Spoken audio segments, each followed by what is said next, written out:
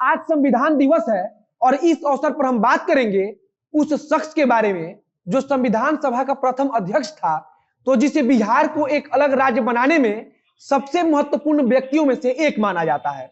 आज बात करेंगे एक ऐसे व्यक्तित्व के बारे में जो पत्रकार, वकील, सांसद और शिक्षाविद रह चुका है। आप सब ने कहीं ना कहीं डॉक्टर सच्चिदानंद सिन्हा का नाम जरूर सुना होगा।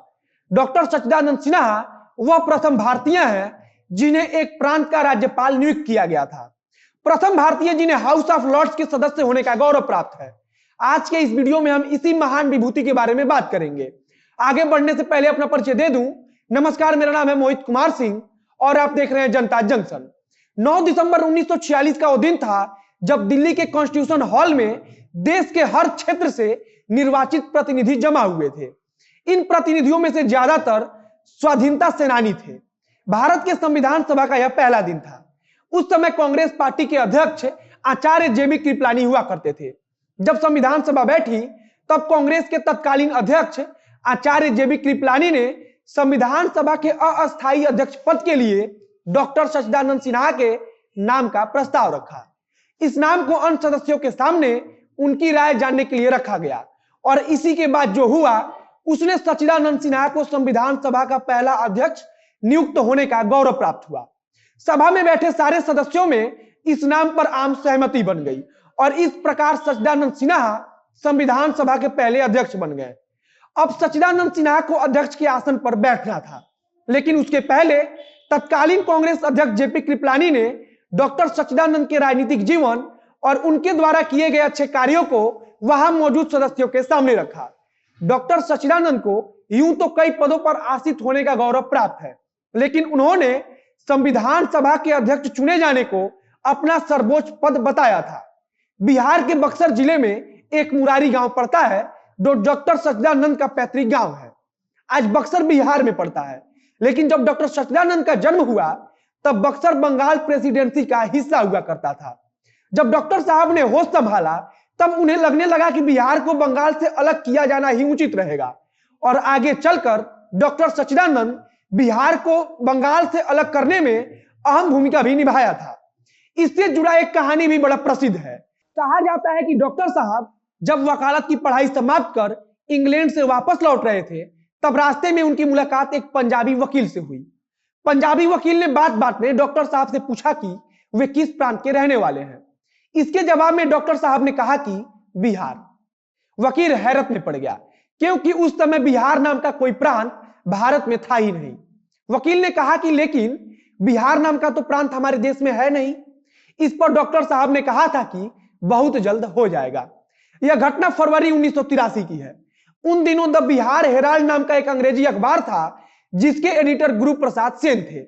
उस समय यह एकलौता ऐसा अंग्रेजी अखबार था जो किसी बिहारी के निगरानी में छपता था।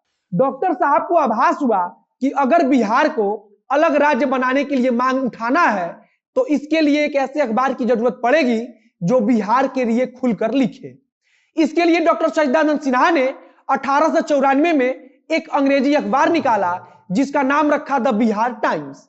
अपने अखबार में उन्होंने बढ़ चढ़कर बिहार को अलग प्रांत बनाने के लिए लिखा। वे हिंदू और मुसलमानों को लगातार बिहार के नाम पर एकजुट करने की कोशिश में लग गए।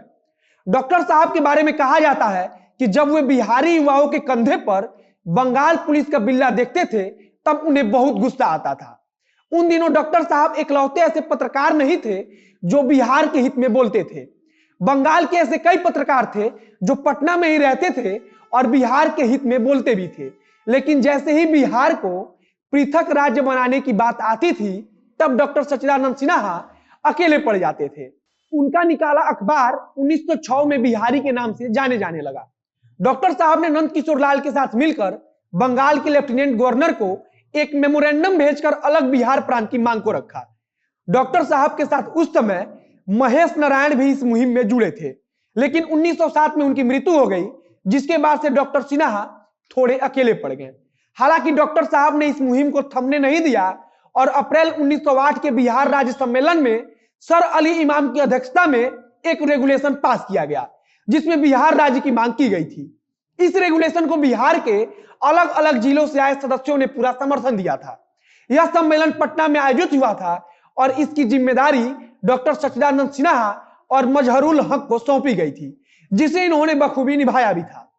इसके बाद 1909 में बिहार के भागलपुर में डॉक्टर साहब की अध्यक्षता में अप्रैल 1909 को एक बार फिर बिहार राज्य का सम्मेलन बुलाया गया और इस सम्मेलन में इस मांग को दोबारा दोहराया गया। 1910 का इंपीरियल विधान परिषद का चुनाव इस लड़ाई में अहम मोड़ लेकर आया। डॉक्टर साहब उस समय बंगाल कोटे से 4 महाराजाओं को हराते हुए प्रतिनिधि चुन लिए गए। इसके साथ ही मुस्लिम कोटे से मौलाना मजरुल हक प्रतिनिधि चुने गए।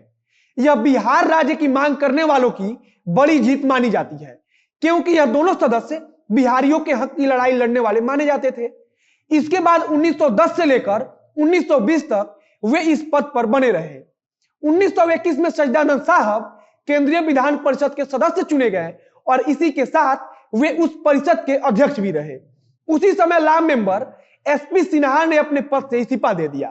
तब वाइसराय लॉर्ड मिंटो ने डॉक्टर सच्चिदानंद सिन्हा से इस पद पर बैठने के लिए सबसे काबिल व्यक्ति का नाम पूछा, तो उन्होंने सर अली इमाम का नाम आगे कर दिया, लेकिन अली इमाम ने इस पद पर जाने से इनकार कर दिया। सच्चिदानंद सिन्हा यह बात अच्छे से जानते थे कि अगर कोई हिंदुस्तानी इतने बड़े पद पर रहेगा तो इसका बड़ा फायदा हो सकता है। इसके बाद डॉक्टर साहब बार बार जोर डालने लगे। इसके बाद अली इमाम खुद को रोक नहीं पाए और लॉ मेंबर एसपी सिन्हा की जगह ले ली। 25 अगस्त 1911 को सर अली इमाम ने उस रिपोर्ट को सबमिट किया जिसके अनुसार हिंदुस्तान की राजधानी कलकत्ता को बदलकर नई दिल्ली किया जा सकता था। इसके बाद सर अली इमाम से मिलकर सच्चिदानंद सिन्हा ने केंद्रीय विधान परिषद में बिहार का मामला रखने के लिए उन्हें तैयार किया, क्योंकि उस समय अली इमाम अकेले ऐसे हिंदुस्तानी थे जो इतने बड़े पद पर काबिज थे। इसके फलस्वरूप यह हुआ कि 12 दिसंबर 1911 को अंग्रेजी सरकार ने बिहार व उड़ीसा के लिए लेफ्टिनेंट गवर्नर इन काउंसिल का ऐलान कर दिया। दरअसल उस समय भारत की राजधानी कोलकाता हुआ करता था और इसी कारण देश में बंगालियों का एक अलग दबदबा था। लेकिन राजधानी जब कोलकाता से दिल्ली कर दिया गया तब बंगालियों का प्रभाव देश में कम पड़ने लगा। इसके बाद 22 मार्च 1912 को बिहार बंगाल से अलग होकर एक अलग प्रांत हो गया। इसके बाद आगे चलकर 22 मार्च 1936 को बिहार और उड़ीसा को बकायदा अलग प्रांत का दर्जा मिल गया। आपको बता दें कि डॉक्टर सिन्हा का कोई अपना बेटा नहीं था और उन्होंने अपने मित्र के एक बेटे को गोद लिया था। डॉक्टर सिन्हा ने आगे चलकर ट्रस्ट भी बनाया और इसके बाद भी कई महत्वपूर्ण पदों पर काबिज हुए। सबसे आखिर में संविधान सभा के प्रथम अध्यक्ष होने का गौरव प्राप्त किया और उन्होंने इस पद को अपने जीवन का सबसे बहुमूल्य पद भी बताया। उम्मीद है अब आप डॉक्टर सच्चिदानंद सिन्हा के बारे में अच्छे से जान चुके होंगे। उम्मीद करता हूं कि वीडियो आपको अच्छा लगा होगा। वीडियो पसंद आया हो तो शेयर कीजिए, फेसबुक पर देख रहे हैं तो पेज को लाइक कीजिए, यूट्यूब पर देख रहे हैं तो चैनल को सब्सक्राइब कीजिए। बाकी स्क्रीन पर जो डोनेशन की जानकारी दिख रही है उसके माध्यम से आप हमारी मदद जरूर करें। मिलते हैं फिर बहुत जल्द अगले वीडियो में। कैमरे के पीछे खड़े हैं वरुण झा और मैं मोहित कुमार सिंह। धन्यवाद।